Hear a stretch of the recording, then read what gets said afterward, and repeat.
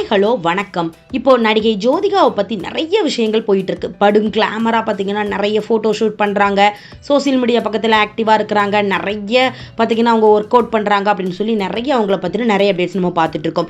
தமிழ் சினிமாவில் பிரபலமான ஜோடி தான் நடிகர் சூர்யா மற்றும் நடிகை ஜோதிகா. இவங்களுக்கு தேவ் தியா அப்படின்னு சொல்லி 2 பிள்ளைகளும் இருக்கிறாங்க. இப்போ 2 வருஷத்துக்கு முன்னாடி கூட நடிகை ஜோதிகா பார்த்தீங்கன்னா அவங்க குடும்பத்தோடு மும்பையில் போய் செட்டில் ஆயிட்டாங்க.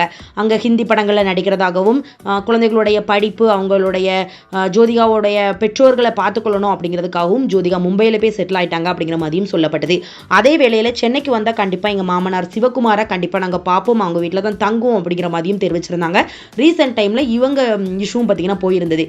நடிகர் சூர்யா மற்றும் நடிகை ஜோதிகா ஏன் மும்பையில் போய் செட்டில் ஆனாங்க, அவங்க அம்மா அப்பாவை பார்க்குறது இல்லையா நடிகர் சூர்யா அப்படிங்கிற மாதிரி விஷயங்கள் பார்த்தீங்கன்னா போயிட்டு இருந்தது. இப்போ சமீபத்தில் மும்பையில் நடந்த பிலிம்பர் விருது விழா நிகழ்ச்சியில் ரொம்பவே படும் கிளாமராக ட்ரெஸ் போட்டுக்கிட்டு ஜோதிகா பார்த்தீங்கன்னா போஸ்ட் கொடுத்துருந்தாங்க.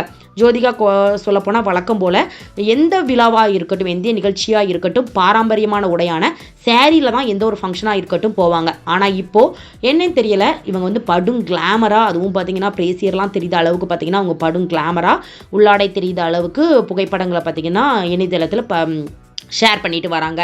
திருமணமாகி 2 குழந்தைகளும் இருக்கிறாங்க. தாயானதுக்கு அப்புறமா இப்படி கவர்ச்சி உடையில் வரலாமா அப்படிங்கிறது மாதிரி தான் நிறைய பேர் கேட்டுட்டு வராங்க.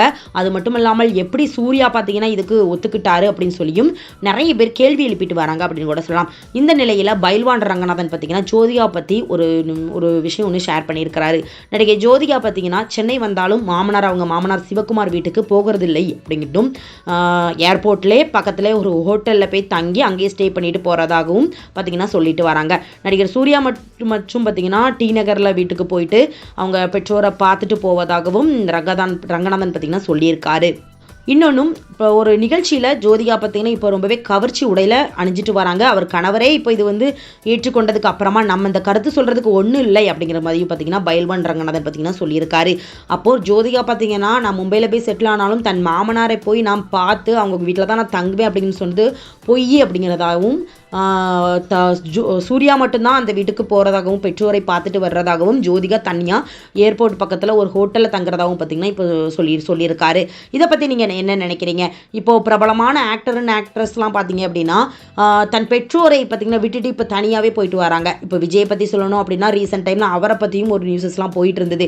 தன் அம்மா அப்பாவை பார்க்கறது இல்லை, தனியாகவே எந்த ஒரு ஃபங்க்ஷன்னாலுமே இது பண்ணிக்கிறாரு நடத்திக்கிறாரு அப்படிங்கிற மாதிரி. அப்படி சூர்யாவும் ஜோதிகாவும் இப்படி தான் இருக்கிறாங்க அப்படின்ற மாதிரியும் நியூஸஸ் போயிட்டு இருக்கு. இதை பற்றி நீங்கள் என்ன நினைக்கிறீங்க? உங்களுடைய கருத்துக்கள் என்ன அப்படிங்கிறதையும் கமெண்ட் பண்ணுங்கள். நெக்ஸ்ட் வீடியோ பார்க்குறதுக்கு முன்னால் நம்ம நியூஸ் சேனலை மறக்காமல் சப்ஸ்கிரைப் பண்ணுங்கள், பக்கத்தில் இருக்க பெல் ஐகானையும் மறக்காமல் கிளிக் பண்ணுங்கள். அப்போ தான் நான் போடுற வீடியோ உங்களுக்கு நோட்டிஃபிகேஷனில் வரும். Thank you.